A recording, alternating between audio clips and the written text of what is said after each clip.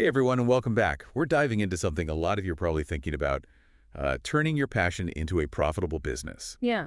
And we've got a stack of YouTube videos from entrepreneurs Mm-hmm. who've actually done this. Mm-hmm. And get this, some of their advice might actually surprise you.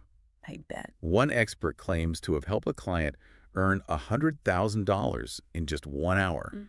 Oh. You heard that right. And we're also going to unpack this idea of understanding your customer's customer. Oh, interesting. The strategy that can really put you ahead of the game. So as we go through this, think about your own passions.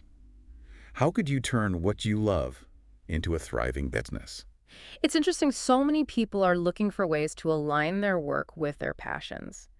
These days, it's not just about earning a living. It's about finding purpose and fulfillment in what you do. Absolutely. Yeah. But one of the first hurdles I think a lot of entrepreneurs face is this idea that, can my passion actually be a profession? Right. Like, it's easy to dismiss our hobbies or interests as just side hustles, not something that can really sustain us. That's where I think the mindset shift is so important. Okay. Now, think about the jobs you've had in the past. You've probably invested countless hours in honing your skills, building expertise, working your way up. Why not apply that same dedication and seriousness to your passion? So you're saying we need to treat our passion like a job, but not in that soul-crushing corporate, ladder climbing. Exactly. It's about bringing that same level of commitment and focus to the table. But here's where it gets interesting. One of the experts we looked at actually says, don't do it for the money.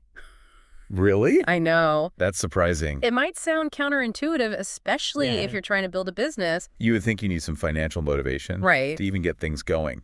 How can we turn our passion into a business if we're not focused on the money? It's a bit of a paradox. But have you ever noticed how people who are genuinely passionate about something just draw you in? Oh, yeah. Their enthusiasm. It's contagious. Yes. When you're driven by a genuine love for what you do, that passion shines through, and people are naturally attracted to it. When you're only chasing money, it often feels forced and inauthentic. That makes a lot of sense. It's Yeah. like when you meet someone who's truly excited about what they do, you can't help but be drawn into their energy. Exactly. And that authenticity is Right. what will ultimately attract your audience and build a loyal customer base. So passion is key. Yeah. But what about the practicalities? Yeah. I'm sure a lot of our listeners are thinking, what about the competition? Mm-hmm. What if like a million other people are already doing the same thing? Right? That's a valid concern. Right. But think about industries like airlines Okay. or travel websites. There are tons of them out there. Right. Yet they all seem to find a way to profit. They do. The key is differentiation. Mm-hmm. What unique perspective, experience, or approach can you bring to the table? Yeah. What makes you stand out from the crowd? If you're finding this deep dive helpful so far, don't forget to hit that like button and share this episode with your fellow entrepreneurs. Absolutely.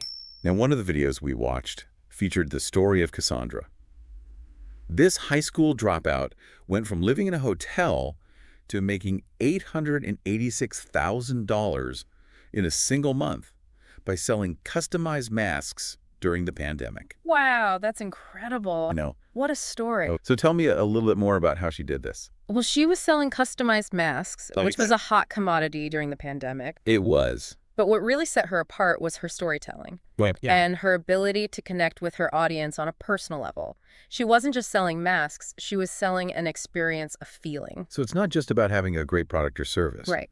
It's about how you present it, Yes. how you connect with your audience, Yeah, how you make them feel. Exactly. Cassandra was authentic and relatable and willing to share her struggles. She built a community around her brand and used strategies like giveaways to incentivize growth and engagement.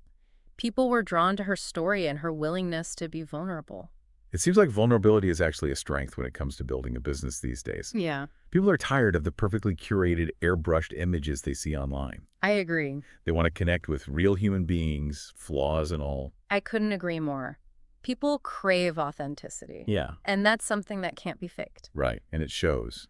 And you know what else is interesting about Cassandra's story? What's that? She understood the power of digital products Okay. by selling designs, templates, mock-ups, Yeah. She created this sustainable income stream that went beyond just the physical masks. That's a great point. I think a lot of people get stuck thinking they have to create something tangible to sell, but digital products offer a whole new level of scalability, don't they? Absolutely. You create it once, and it can be sold to an unlimited number of people. No inventory to manage. No shipping costs to worry about.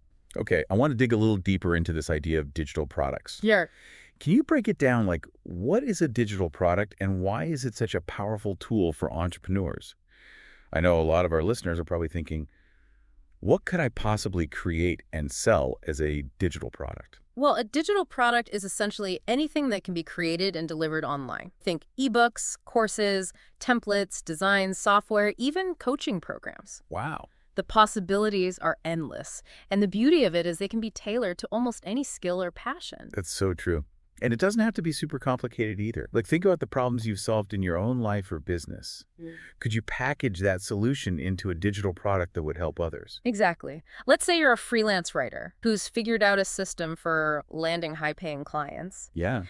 You could create a course or an ebook teaching other writers how to do the same. Uh, Or maybe you're a fitness coach who's developed a really unique workout program. You could create a digital guide or a video series okay. to share your methods with a wider audience.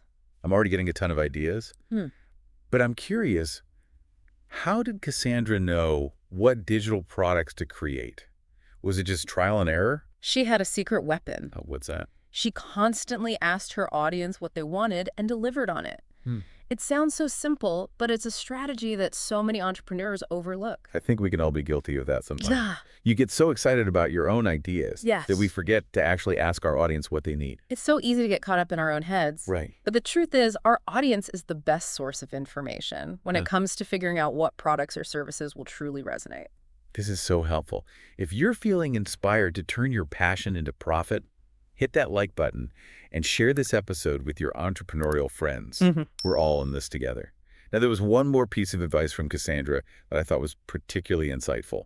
She emphasized the importance of understanding your customer's customer. Okay, can you break that down for me? What does that even mean, like in practical terms? Think of it this way. Your customers are buying from you because their customers need something. Let's say your customer is a graphic designer who creates social media templates for small businesses. To anticipate their needs, you need to understand what their customers want. The small business owners who are looking to attract more followers and customers on social media. So if you're selling digital products to graphic designers, you need to understand the challenges and goals of the small businesses they're serving. Precisely. By understanding the needs of your customer's customer, you can create products that are even more valuable and relevant. Okay. You're essentially solving a problem for two sets of customers at once. That's brilliant. It's like thinking 2 steps ahead. Exactly. Can you give me another example? Sure. Let's say you're a business coach who specializes in helping entrepreneurs launch online courses. You could go a step further and understand the needs of the students who'll be taking those courses. What are their pain points? What are their learning styles? By anticipating the needs of your clients, you can provide even more value and support to your coaching clients. I'm seeing so many light bulbs going off right now. Good. This concept is a game changer. It's a powerful shift in perspective, and it can really set you apart in a crowded marketplace. Wow. This deep dive has been packed with so many valuable insights. It has. I feel like we've uncovered a whole new world of possibilities for turning passions into profits. I agree. It's been a great discussion. We've covered a lot of ground, from the importance of mindset to the power of digital products. Yeah. And understanding your customer's customer. And I think one of the biggest takeaways for me is that there's no one-size-fits-all approach. Right. It's about finding what works for you and your unique skills in your audience. Absolutely. Entrepreneurship is all about experimentation, adaptation. Finding your own path to success. They're hard. Build a thriving business around your passion. But I think a lot of people get stuck in the planning phase, overthinking every detail, waiting for the perfect moment to get started. What advice would you give to someone who's feeling overwhelmed or hesitant to take that first step? I'd tell them to just start. Don't let perfection be the enemy of good. Yeah. Take that first step, even if it's small. Yeah. You'll learn and adapt along the way. That's such a powerful reminder. It's easy to get caught up in the idea that everything has to be perfect Right. before we launch.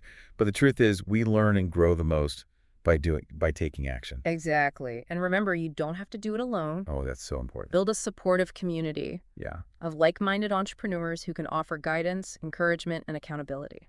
We've touched on the importance of community throughout this whole episode, and I think it's worth emphasizing again. Surrounding yourself with people who believe in your vision can make all the difference in the world, especially when you're facing challenges or setbacks. Absolutely. You know, we're living in a time where collaboration and connection are more important than ever.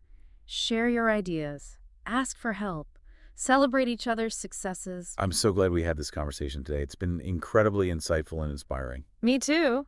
I always enjoy diving deep into these topics and exploring different perspectives. Before we wrap up, I want to leave our listeners with a final thought-provoking question to ponder as they embark on this journey of monetizing their passions.